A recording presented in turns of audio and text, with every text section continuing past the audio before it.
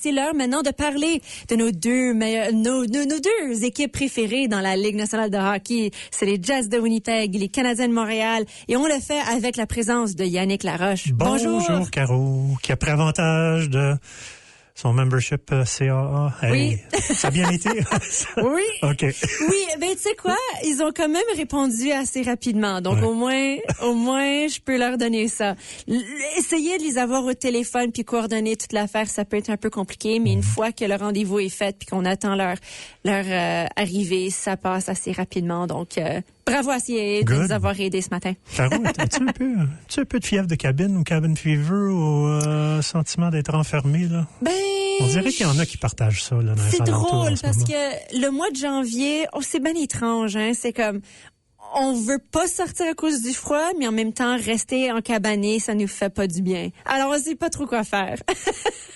Moi, je vais regarder ça d'un œil positif. Je pense que le synchronisme avec l'arrivée du festival va être parfait cette année. Je suis d'accord. On l'a tous besoin. Oh boy, si ça pouvait commencer genre demain, là. Allons fêter, allons se dégourdir, allons danser, s'il vous plaît. Ça s'en vient, en tout cas. Ça s'en vient, justement. Commençons avec les Jets de Winnipeg, Yannick. On s'entend que ça va pas super fort. On le voit là depuis le début de la saison, que les Jets ont quand même eu assez de difficultés. C'est pas comme l'année passée, du tout. Présentement, ils sont avant-derniers dans la division centrale avec 47 points. Ils ont perdu leurs deux derniers matchs, 5-1 contre les Red Wings, puis 2-1 contre les Panthers. Qu'est-ce qu'on peut en dire de leur dernier match? Qu'est-ce qu'on voit qui fait en sorte qu'ils ont juste pas tout à fait ce qu'il faut pour remporter un match en ce moment? Encore une fois, il y a un certain manque de profondeur à l'attaque. Ça, c'est clair depuis le début de la saison. La production, on a été gâtés l'année passée. Oui. J'en ai parlé à notre dernière chronique, là. On avait un des meilleurs troisième trios en termes de production l'année passée. Même le quatrième trio, Morgan Barron et compagnie, trouvaient une façon de trouver le fond du filet en ce moment. Mais là, on a le premier trio et on a eu quand même un certain succès. J'ai aimé la décision de Scott Arniel de retirer Vilardi du premier trio pour essayer de renforcer ou relancer le deuxième trio, et on a vu que ça a eu quand même certains effets positifs pendant un certain temps. Mais je pense que malheureusement, là, les deux défaites, celle en tir de barrage le jeudi soir contre les champions en titre à 2 reprises et samedi, ça fait très très mal. Je regarde à Money Puck, là, le fameux, c'est un site là, de statistiques avancées où on évalue les chances de faire les séries de toutes les équipes. Puis, c'est un pourcentage de chance, mais c'est quand même bien basé. On base ça sur le montant de matchs qui reste, on base ça sur aussi la force de l'adversaire. Est-ce que les Jets, après la pause olympique, est-ce qu'ils vont faire face à de très bonnes équipes avec de bonnes fiches ou des mauvaises équipes? Mais en ce moment, on évalue la chance des Jets à 5,8%. Ouh, c'est donc faible. À ce point-ci, on pourrait dire qu'ils vont pas le faire. C'est peut-être le temps de mettre un signe de croix sur la saison. Yikes! Puis, la chanteuse d'opéra, là, peut-être pas commencé à chanter encore, mais je pense pas que c'est loin. Malheureusement. Non, c'est ça. Ben, je pense que les partisans ne sont pas trop surpris, peut-être. Puis il y en a beaucoup qui veulent rien savoir de ça. Puis je comprends, c'est plate, comme, tu sais, on veut encourager nos siens, peu importe. Mais moi, je frôle souvent dans la réalité un peu plus. La réalité très sobre d'une saison d'une équipe de hockey. Puis je pense que les Jets doivent commencer à songer, à penser à l'an prochain déjà. Ouais. Mais on ne devrait pas abandonner cette saison. Je pense qu'on peut encore continuer à les appuyer. En tant que partisan, quand même, rendez-vous au Centre Canada Vie. Moi, je parle... On va pas commencer à juste abandonner les matchs. Faut pas les séries. Forget about it. Moi, je reste à la maison. Il fait trop froid. On va bouder. Il fait trop froid. Puis encore une fois, je parle en relation de la gérance de l'équipe. Là. C'est certain qu'eux autres sont en train d'effectuer des téléphones, sont en train de prendre des téléphones, sont en train d'avoir plusieurs discussions avec plusieurs DG autour de la Ligue.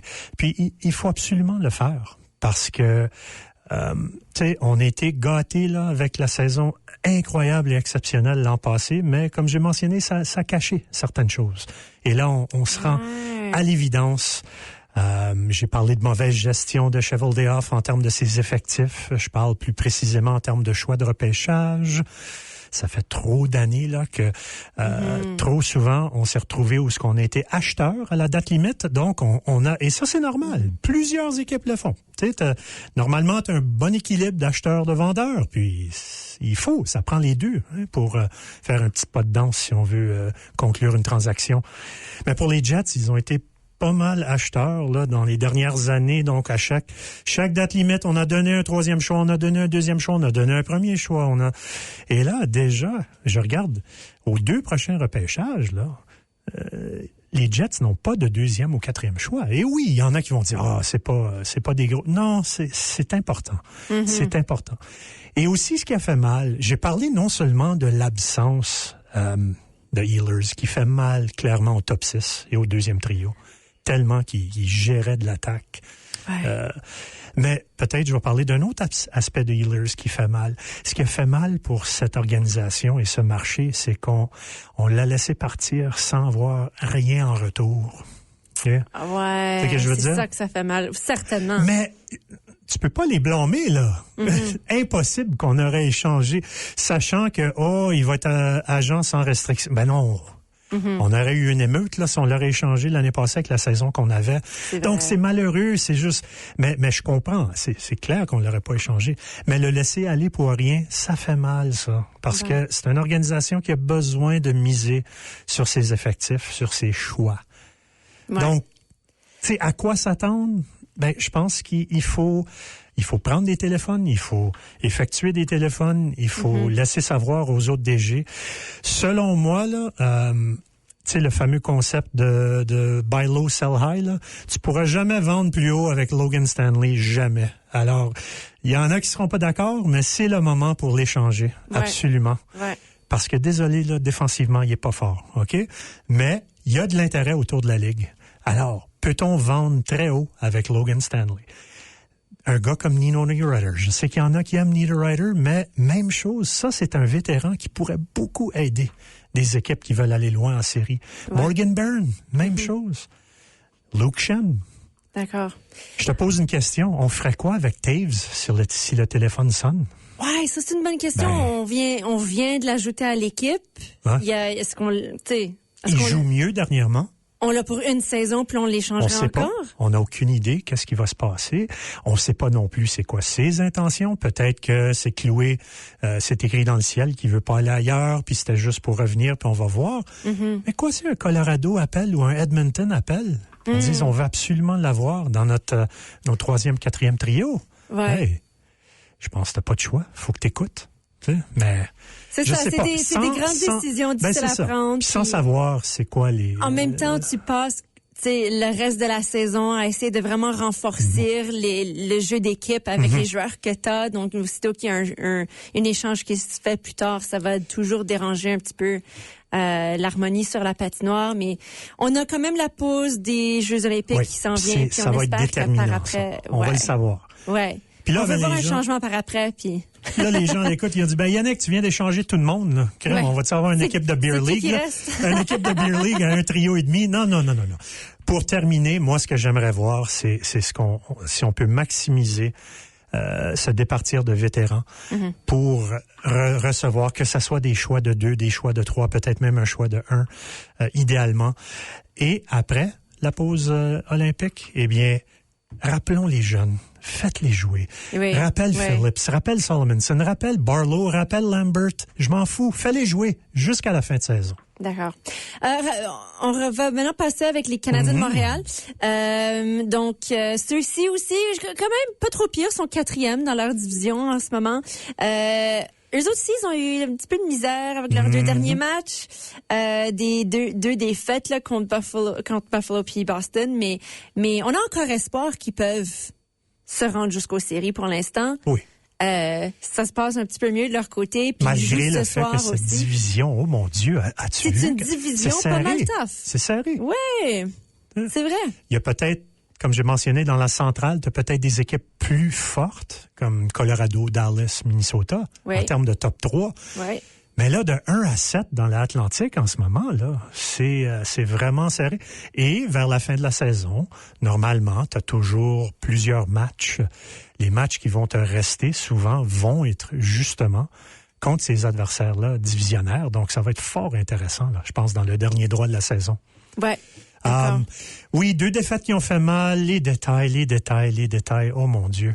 2 défaites aussi, Caro, quand même. Mm-hmm. Buffalo, Boston, c'est 2 des équipes les plus hautes en ce moment, là, qui sont vraiment sur une grosse lancée à l'instant. Ouais.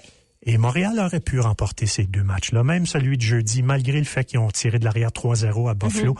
Ils ont mieux joué que tirer de l'arrière 3-0. Mais les détails. Ouais. Une équipe en apprentissage. Puis, tu sais, on a quand même des bons marqueurs de but sur l'équipe des Canadiens. Caulfield, en ce moment, est un ajout incroyable. Mais il y a un côté défense là qui manque un petit peu. Oui. Ben, je pense, encore une fois, je crois sincèrement que ça revient... l'identité à la défensive, ça cherche un peu, mais ça a beaucoup à faire avec le système homme à homme que beaucoup de gens n'aiment pas en ce moment. Mais moi, je suis persuadé à croire que c'est là pour rester. Et ça va prendre du temps. Les joueurs vont apprendre à mieux réagir. Système homme à homme, c'est très difficile pour l'humilité, Caro, parce que ça demande toujours un haut degré de responsabilité personnelle. D'accord. Vis-à-vis une zone, quand t'es homme à homme, là, puis t'oublies ton homme, ça se remarque facilement. Puis tout le monde le sait, c'est toi qui as manqué. OK, ta mission. Vis-à-vis juste... être protégé, jouer une défensive de zone un peu plus. Saint-Louis, il tient à ce système-là. Il y en a qui n'aiment pas ça. Il y en a qui disent que ça serait le temps de passer à autre chose. Pour moi, ça aurait déjà été fait, si c'est le cas. Je pense que c'est comme un cheval de course, là, où ce que ça prend, tu sais, breaking in a horse, là, tu sais, où genre, ça va prendre du temps. Et les joueurs vont venir plus forts, meilleurs, vont vraiment apprendre à mieux réagir dans toutes les situations.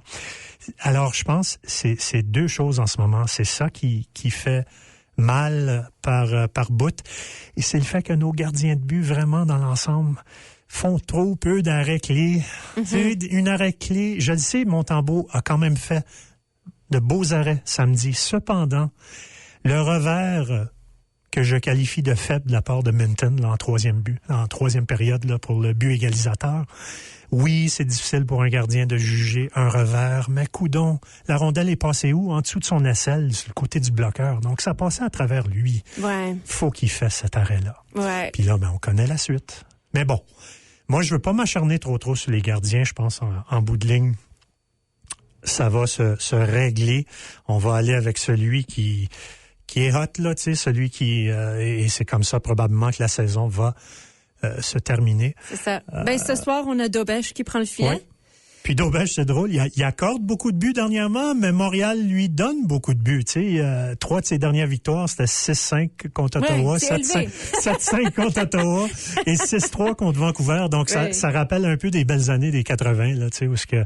Alors, je ne sais pas, là, pourquoi, Caro. Tout ce que je peux dire, c'est petit échantillon. Les Canadiens semblent marquer des buts quand Dobèche est dans le filet. Alors, qu'est-ce que tu espères voir ce soir dans le match? Ben, j'aimerais voir autant que peut-être Vegas vont vouloir se venger. Là, ils sont fait carrément embarrasser dimanche, là, 7-1 à Ottawa. Ouf.